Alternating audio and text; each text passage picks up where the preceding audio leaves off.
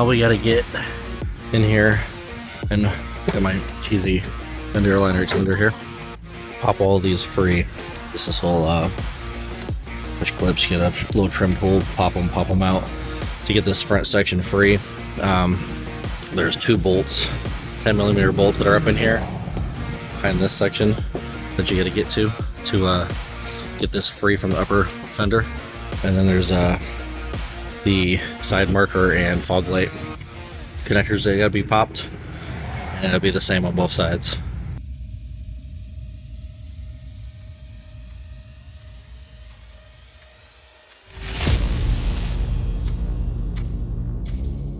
Of course, the battery would have to go and die.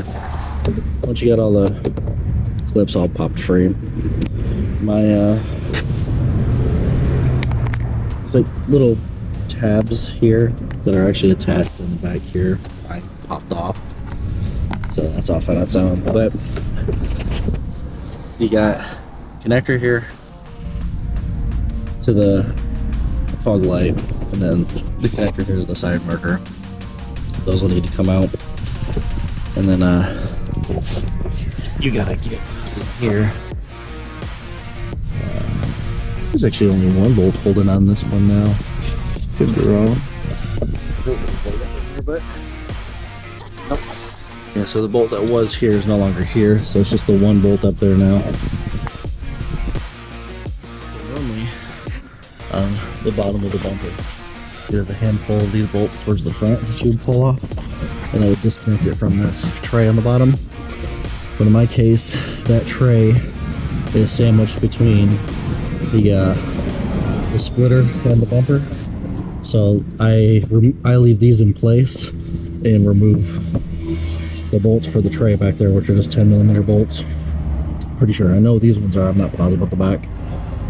But yeah, I remove those bolts, and then the whole thing will be free on the bottom. We'll get up to the top. Okay, I was mistaken. I only needed to take out the front 2 bolts because the back part of the tray is separate.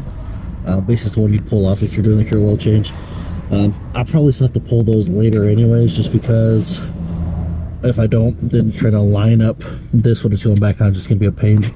So might as well just take it off if you have this the same kind of splitter. So up here on the top, you get all these same little fasteners. You get this little panel here that pops right off, and then there's actually mine appears to be missing. Did I never put those back? Maybe I did and they fell out, or maybe they were never there. I don't remember them actually being there, but normally there's bolts here. So I just got to pull these and the bumper should come out.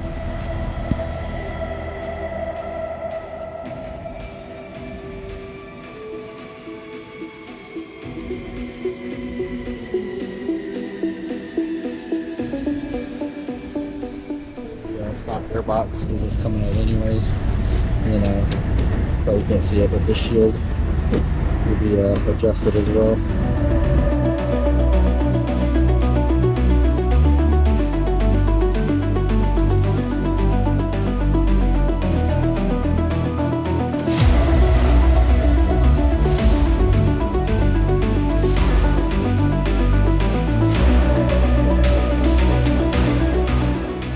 They look pretty close. This is obviously the new airbox with the front inlet.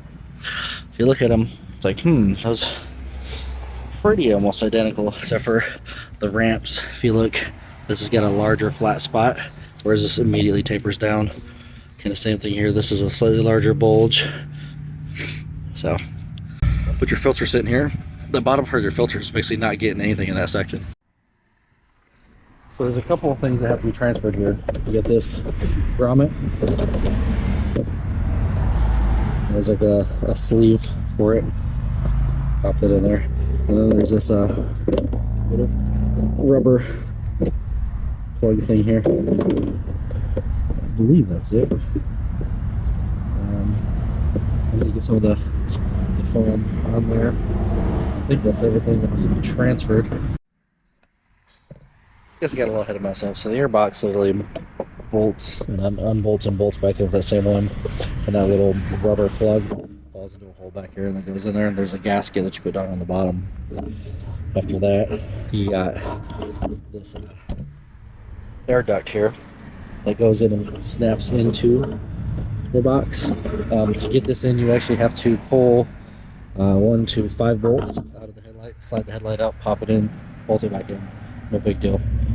From here, it's aligning this piece that's going to go into the grill, and it basically goes back in with the same clips that were on here. I just gotta either remove this piece or trim it. I think I'm gonna trim it, which I think is a lot of people do, because there's like an air gap right here that you don't want to suck in radiator air, so you want to leave that cover on there. So I'm gonna trim this back until that fits in place. All right, so the airbox is in. Now just working on the grill insert after I put this cover back on the box.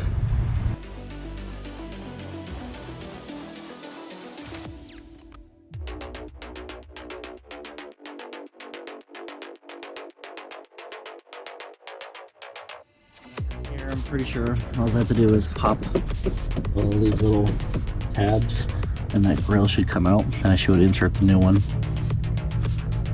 Oh, and I gotta pull these trim push pins.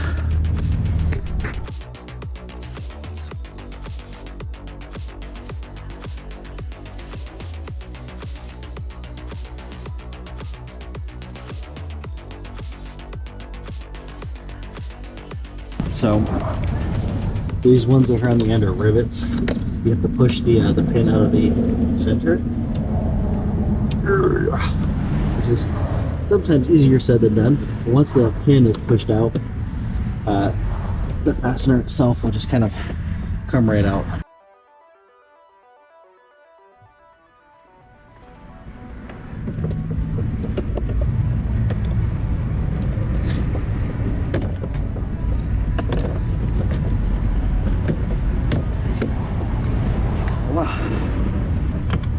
And it is out.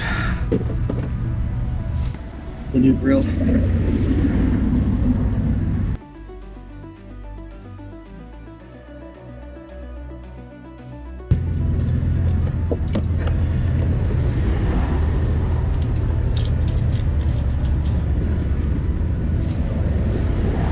Daddy? Yeah, buddy?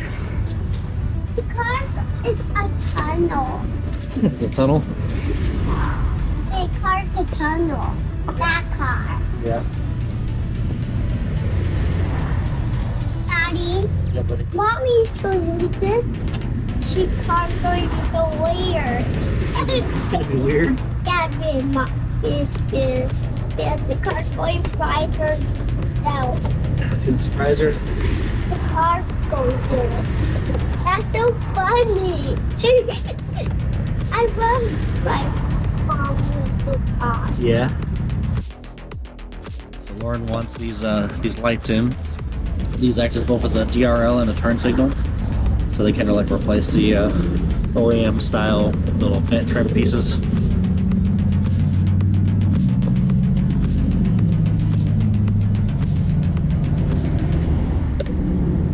They snap in, and then you just gotta wire it up on the backside. So the bumper's back on. I believe these are technically just going in after the fact, and it's just kind of route the wires up behind this panel in the grill. Because I did it faster, or not faster, but earlier. I don't know how well you can see that, but basically the module that's on there is tucked up underneath the headlight.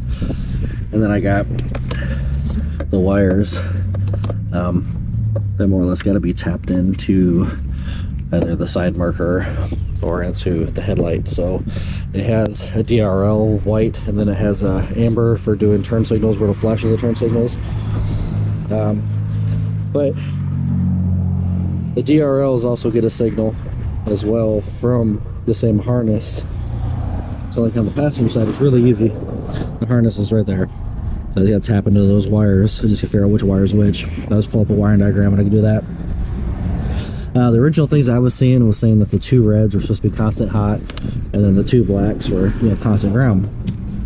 You do that though, and you get permanent on DRLs. So I'm pretty sure that circuit is the But it's flickering because... There we go. Oh, I didn't realize they actually did that. When the first turn on, I did not notice that. Let's see. Nice.